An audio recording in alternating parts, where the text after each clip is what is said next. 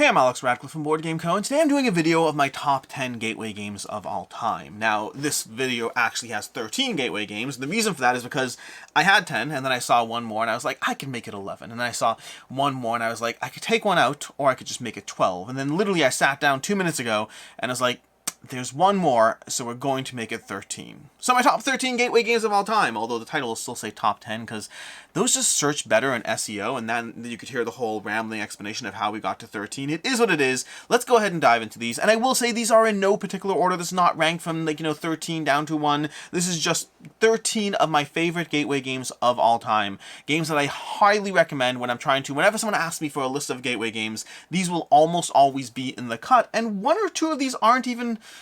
One of these is like, I rank a little less than the rest of the world, but the rest of the world does rank it very highly, and so it's here for a reason, and I still enjoy it. But let's go ahead and dive into this, starting off with the number 1, which is the smallest box on the table, which is Timeline.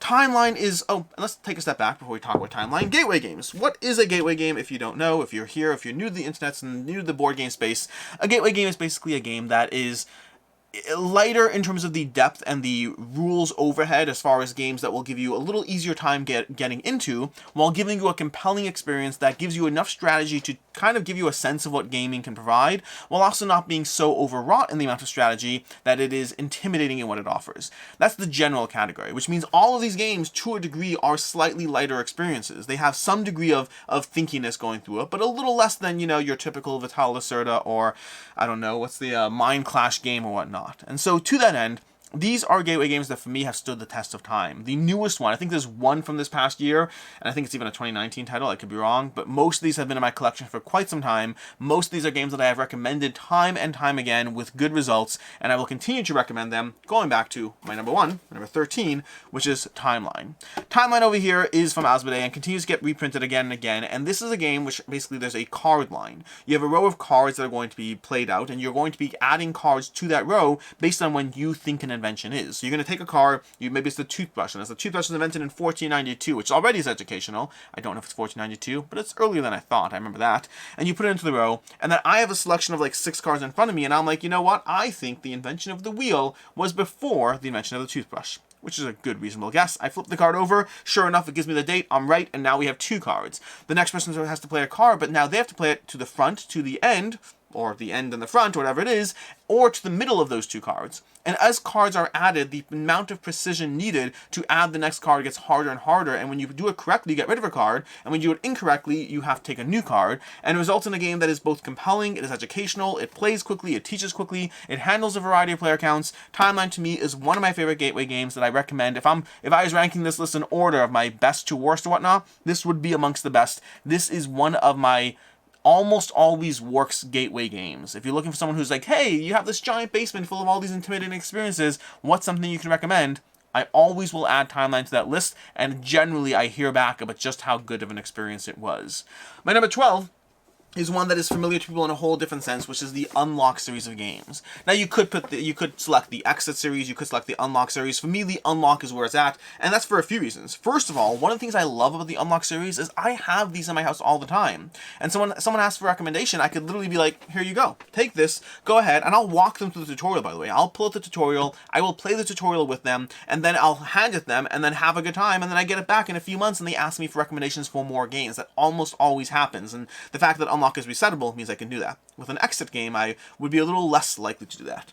But Unlock is an escape room game, which means it's already familiar to people out there. If you've gone to any escape room, if you've even heard of an escape room, the puzzle, the premise is there. And when you walk people through that tutorial, and if you've played an Unlock game, you know the tutorial does a great job of giving people a taste of what the experience is. A taste of, hey, here's a few cards, and here's a puzzle, and here's an obvious answer. Oh, wait, the answer's not as obvious as you think. You have to slightly do that, rearrange that, and spot that. And so it gives you that taste of an experience. In that little 5 to 10 minute demo, I've hooked people in with that demo again and again and again. And again, like I said, I then hand them the box, usually the smaller 1-pack thingies, and then say, hey, have a go, enjoy, come back to me, I have more.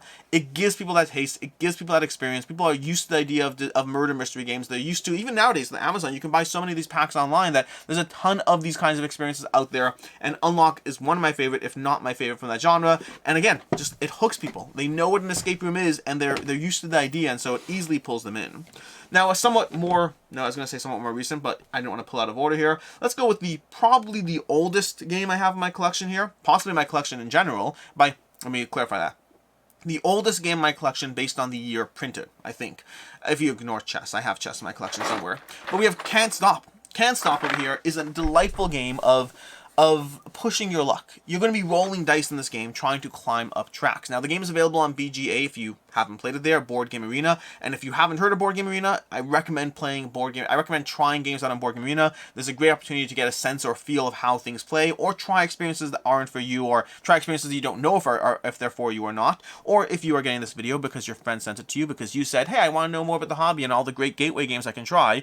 Or you probably just said games I could try, and he looked up gateway and then sent you this video. But check out Board Game Arena. It's a great place to try games, although it can be intimidating. But if you start with Can't Stop, although make sure to learn the rules first, then it's not going to be that intimidating. But Can't Stop effectively has you rolling dice and then moving up tracks. The problem is you can keep rolling as long as you want, but if the dice combinations ever don't match an eligible track that you can move up on, then you bust. And so the game is a constant puzzle of, I can roll again. I can do it. I can do just one more roll. I can get to the top of the track. And before you know it, you are busting, you are falling, you are laughing, you are having a good time. I will say it plays better with people you know. Even if you're playing on Board Game Arena, I recommend playing it with friends because you will get more of a sense of a camaraderie even when things go wrong, as opposed to when you are losing on Board Game Arena and you're all by yourself. It just feels like you're losing on Board Game Arena as opposed to, wow, I can't believe I busted again like that. And so Can't Stop, it's push your luck. It is simple. The rule set is like 5 minutes, and the game just gives you quick, addicting dice rolling and push your luck. It just pulls you in with the idea of just one more, and before you know it, you are rolling dice, and you, sure enough,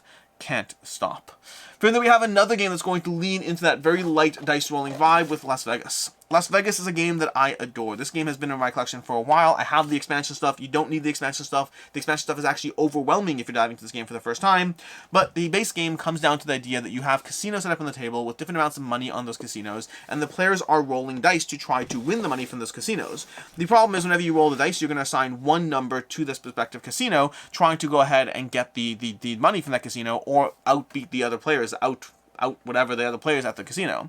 But every time you roll the dice, you roll a handful of dice, you can assign, let's say, all your 4s or all your 2s, but you have to assign all or nothing of a specific value, which leads to a game of either pacing out your numbers or intimidating other players through large chunks of numbers in order to lock in that $90 that you want at the casino. But then one of the tricks of the game is that whenever players have an equal number, if you have 2 4s and if you have 3 4s and I have 3 4s, they're both going to cancel each other out, and the person with 2 4s will win. You have to have more dice than the other players, or alternatively, you effectively make it so that you both lose and the player beneath you guys will win instead. It is a delightful game. Again, hilarity ensues. This game plays well with 3, 4, and 5 players, and hilarity will ensue when you play the game. People will have these moments where you lost, you gained, and something happened. It didn't play out the way you want. It is, again, a quick to play, quick to teach, easy to engage with game that just compels that aspect of rolling a handful of dice and seeing how things play out. From there, we have a game that's in the wrong box, because I have these all in the wrong box, but we have Codenames Duet, or more specifically, Codenames. Codenames Duet's great, don't get me wrong. This is a 2-player version of Codenames, but I think Codenames is where I'd recommend you go first. I just have them all stored in a single box, so it is what it is. But Codenames is an experience that is absolutely incredible and continues to hold up for me time and time again. One time, for funsies, I did the math on how many different possible combinations of Codenames there are, and the answer is very, very, very, very, very, very, very high. That's the official answer. But effectively, Codenames is a game of trying to get your team to guess your clues. You have a set of clues on the table, and there's going to be 25 different words on the table, 25 different words and combinations of different things, and you have certain cards that correlate to your words and certain cards that correlate to the death ward, the assassin. And so I have to give a clue, and the clue could be anything. The clue could be Winter 4. And now I'm trying to get you to guess the 4 cards on the table that correspond to the word winter. And sometimes it's easy. The card snow is on the table. Not a problem. You go ahead and indicate snow, and yes, sure enough, you're right, because I'm not that stupid. But then from there, things suddenly get a lot harder. Because suddenly we have something that says, I don't know, yeah, I have no clue, white. White probably is related to winter. Winter is white, but the problem is on the table you also have summer. Now, summer is directly contrary to winter. Did you mean summer or white? Which one's more likely? But you also said winter 4, which means there's still at least one other, because maybe you meant both white and summer and snow. Maybe those are all possible, but there's another card on the table, and that other card on the table is, I don't know, flame. And I'm thinking flame because, again, it goes back to winter. You got snow, you got white, and flame is like something you'd want in the winter. Maybe that's the card, but there's also another card on the table because it's also bear. Bear is on the table, and maybe you meant polar bear. And so you're thinking polar bear because winter and snow and all these things. Which way does your mind work as you go through it? And before you know it, your teammates are guessing either your cards correctly, or the opponent's cards, or neutral cards, or the death card, and immediately losing the game. It is a delightful puzzle that continues to hold up. Codenames the original is still my favorite go-to version of it. Codenames Duet is amazing. Codenames Pictures is very good. The other Codenames offshoots are not quite as much my jam, but Codenames, there's a reason Codenames has become CGE's most popular selling game. There's a reason it is in every Target and Walmart and big box store out there, and it's made its way outside the board game space into the more general space out there, because it is a game that is so compelling and so rewarding and near infinitely replayable. That appeal everyone has when they play games like Apples to Apples, Tobago, not Tobago, I don't know how to say that, Apples to Apples, Taboo, not Tobago, Taboo, and a bunch of other games out there. That appeal is present in Codenames, but in a better designed system that gives you more room for creativity and never gets old because you can't repeat the same clues on the same card that showed up in your pile again. This is nearly infinitely replayable, and the combinations of cards are what make the puzzle compelling.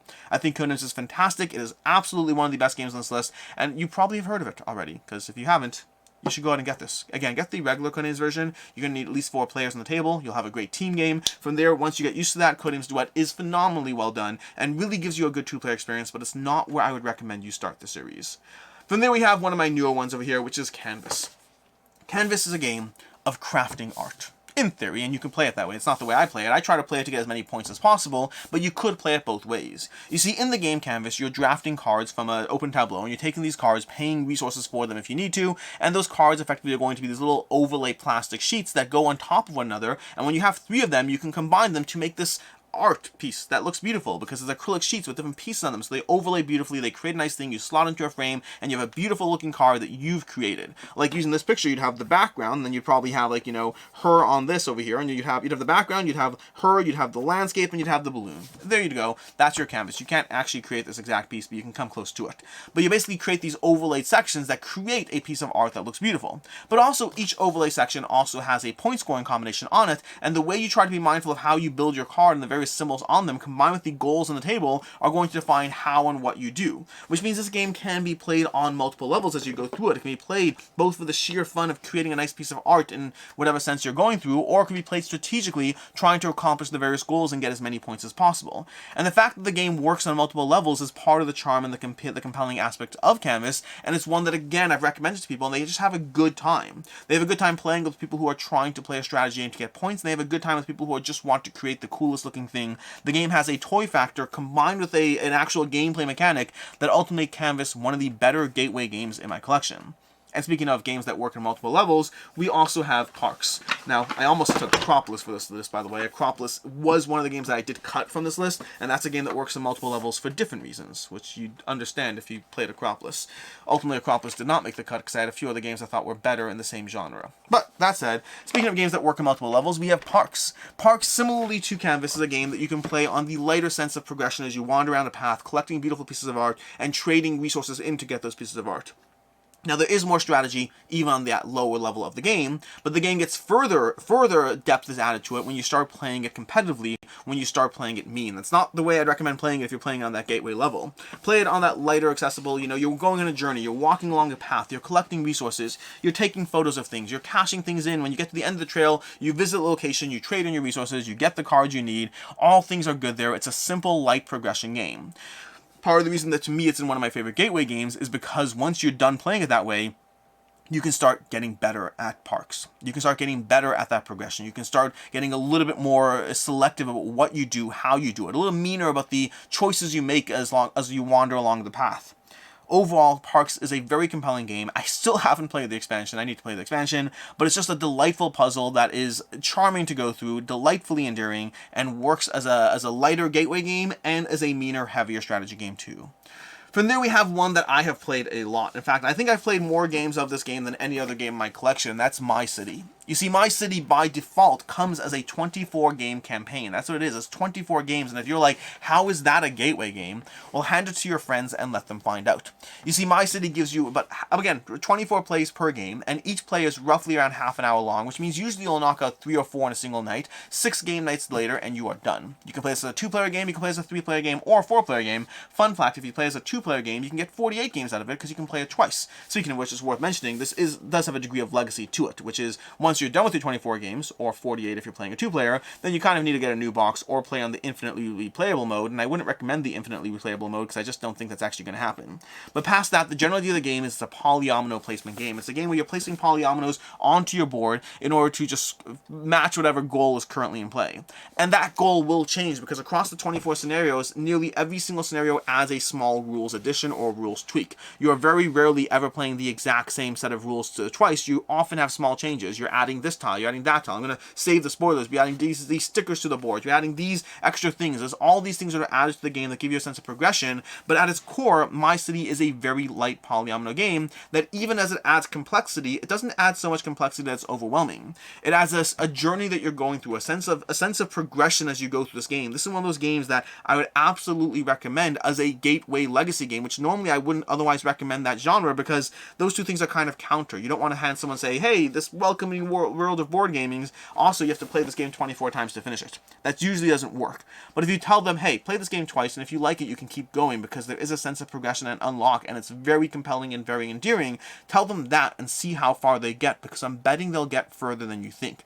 This game has the charm of polyomino pieces. It has that simple appeal that polyominoes give you because everyone knows what a polyomino tile is like, and it gives it to you in a sense of, again, progression. You finish the first game, you open the envelope, and you look at the next rule set, and suddenly things are different. Suddenly you're placing stickers on your board. Suddenly the rules have changed just a drop, and now you have something else to consider as you go through the experience, and so it levels you up as you go through the game, and it sets players up for both polyomino games in general, as well as introducing them to their first legacy game, and that's going to be My City, and also the price point on it is phenomenally affordable. Speaking of polyomino games, we have Barenpark over here, which generally is my go-to recommendation for a polyomino game. In fact, I'd still recommend Barenpark over My City. I think My City has a lot of charm and appeal and different things that it will do that Barenpark will not, but Barenpark is one that ultimately I think is one of my, I think I have a 100% success rate at recommending this game to people, especially recommending it to people who don't really know games that well. They're looking for something to play themselves, looking for something for their kids to play, they're looking for something that they can play with their kids. Barenpark always gets recommended for me, and almost always I get questions and follow-ups of more recommendations for it. Also, by the way, I do like the expansion. I do recommend adding that, but start with the base game. The base game is plenty on its own. Now, Barenpark in general is a polyomino game. You're building a park for bears, and the general idea is that as you build up these tiles, you're trying to gather various polyomino tiles that have different bears on them and different points for those bears, and then you're trying to finish each tile because then you get a little bear statue that goes into your park, and that's worth a bunch of points. You're trying to be mindful of the scoring goals because that gives you like one extra thing to consider, and it's basically one of the simplest, most elegant polyomino placement games that I've played, and it's one that has held up and stood here longer than many other polyomino games because of how accessible and charming and how great the art is and the playability of it. It's a game I've played a lot and will continue to play. And by the way, many of these games, like I said already, a few of these are on Board Game Arena. Barenpark's on Board Game Arena. Can't Stop's on Board Game Arena. My City's on Board Game Arena. I don't think any of those are, but a bunch of these are available online in case Board Game Arena is not your jam. You can play Codenames online, or you can play other games on the table online. Parks, I think, is available on Tabletopia, if I'm not mistaken. There's all these games exist online. You can play through them. They are delightful experiences, but that's Barenpark. Which brings us to my next one. My next one's going to be the one that I like the least on the table, I say. And it's not that I don't like it. I do like it. I just arguably like it the least, and that is Marvel Dice Throne. Now, offhand, I would not recommend this giant box. There are retail packs available where you can get 4 characters or 2 characters instead of this overbearing box that seems more intimidating than it actually is. But Marvel Dice Throne is basically Yahtzee. It's Yahtzee with amazing art, with gorgeous characters, and it has the Marvel IP for those who are compelled by it, so you give it another reason to dive in so you can play as some of your superhero characters, rolling handful of dice, powering up your characters, re-rolling them to get certain sets of combinations of dice. It is a game that is charming, and it has a ton of appeal, and is done phenomenally well for a reason. Dice Throne continues to hold up as a general staple that just pulls people in, and again, the Marvel IP just does wonders on further pulling them into the systems that are there. It's just a good system, and it's all based on Yahtzee, rolling dice, 2-player head-to-head. It could be played in teams as well, and also, I will say this, if your friend in question does not like the Marvel IP, if they're sick and tired of all the Marvel stuff out there, then you can get regular Dice Throne as well. Also does not have to be in the big overbearing box, also available in smaller box sets, but I do recommend getting regular fantasy Marvel Dice Throne, not Marvel, regular fantasy Dice Throne is just as good and just as compelling if you have a friend who does not love, or if you, watching this video, are not as compelled by the Marvel IP. Some people like all the characters they've been watching for the past 10 years, and others are kind of sick of them, so pick or choose your poison. They are both excellent game systems that give you that two-player head-to-head of rolling a bunch of dice, leveling up your characters, and trying to take down your opponent. They are fun, they are light, they are charming, they give you that sense of just rolling dice and assigning things. They are game systems that work tremendously well and have received a ton of praise for a good reason. From there, I've lost count by now. From there, we go to the newest game on the list, at least the newest one to me, which is Framework. Framework from Uwe Rosenberg is just light and charming and simple. It teaches in 5 minutes, it plays in around 20-25, and it just gives you a continuously replayable experience as you try to accomplish your goals. Now, this game has a few in the series. There's Nova Luna, there's Sagani, there's Framework, there's even Habitats. The original inspiration for it, Habitats, board game tables are all play, recently reprinted that, but Framework to me is my favorite of them all. Framework has you basically taking tiles that are frames. All the tiles they're basically just little frames over here that you're going to be placing down onto your board in a grid, and you're trying to line them up in a way that each frame has goals that it wants. So for example, one tile will want to be next to 5 red frames, and they also have frames that count towards other cards. So a tile that you grab will both give you new goals and also count towards a sequencing chaining of frames that fulfills other goals. And it's the way you draft the tiles and build your board and slowly fulfill your goals as you build out a slowly but larger connecting area of frames that is going to establish how you win, because ultimately your goal in Framework is to get rid of all your little tiles, and you get rid of them, you have to accomplish a goal. Once you have the tile on the board and you have 5 red frames, like it says, you put a little piece on it and done. You got rid of one of your tokens, and when you get rid of all your tokens, if you've done so first, you've won the game. Again, teaches in 5 minutes, plays incredibly quickly, very compelling. I think Framework is phenomenally well done, and it's an excellent gateway game. And then from there we get to my last two over here. My last two I'm going to talk about together because I debated picking only one of them, but I couldn't, and that's Calico and Cascadia. Both of these games are absolutely incredible. Both these games have a ton of appeal, and both these games have been incredibly successful, both at pulling in gamers who want a heavy strategy experience or a medium weight strategy experience, as well as people who are looking for something lighter and compelling in different ways. You see, these are both tile-laying games from the same company, and let's talk about them one at a time. First, I'll talk about Calico, and Calico is the game in which you're basically gathering these little patchwork tiles that will go into a little quilt over here. You can kind of see it over there. You're gathering patchwork tiles that will go into a little quilt board, and you're doing so to accomplish various goals. Yes, there are cats in the games as well as buttons, but it's more about the patchwork tiles. But every single tile you're putting into your grid, you're trying to be mindful of the color patterns as well as the shape patterns, as well as the specific goal tiles in your grid that want certain combinations of tiles around them. And as you start, there's this world of opportunity that opens as you think to yourself how you can score the perfect game, but you never ever can. Instead, you always are scoring that imperfect game. You're always getting that game that as your options slowly close down around you, you find yourself understanding that not only will you not score the perfect game, but you're actually going to fail like 5 or 6 different areas, and that leads you to want to dive into it again. You want to dive into it again because you want to do a drop better. You want to plan out how can you get closer to that perfect game. You will never get that perfect game. You will never score every single thing the way you want to, but you can get closer and closer, and you can learn the patterns of how you can take things in different ways that lend itself to more possible success as you go through it. And it also has a phenomenally well done solo mode that I think is incredibly compelling and a lot of fun to go through. And then we have Cascadia. Cascadia is a game about selecting terrain tiles and animals that go into your grid to fit the scoring goals of 5 different animals that are in play.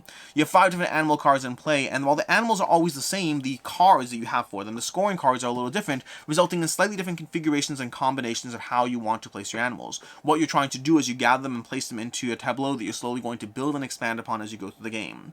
You combine that with, again, an excellent solo mode, although I think Calico's solo mode is better. I think Cascadia's is still delightful and a lot of fun, and you have a puzzle that is just a ton of fun to go through, is very compelling, very simple, very engaging, and unlike Calico, it doesn't give you that sense of closing down possibilities. Instead, as you play Cascadia, you still have to be mindful of your score, make no mistake, but the game doesn't really punish you in the sense that you have to have a perfect system. Rather, just score points, and score so as many as you possibly can. Be mindful of the terrains, be mindful of the animals, grab your tiles appropriately, play through this game that teaches in like 5 minutes, and then you can get people up and running, and you can play through a 25-30 minute game of Cascadia. It's a lot of fun. It gives you that sense of reward as you go through it. I find Cascadia and Calico tend to resonate differently with different crowds as far as which ones people prefer.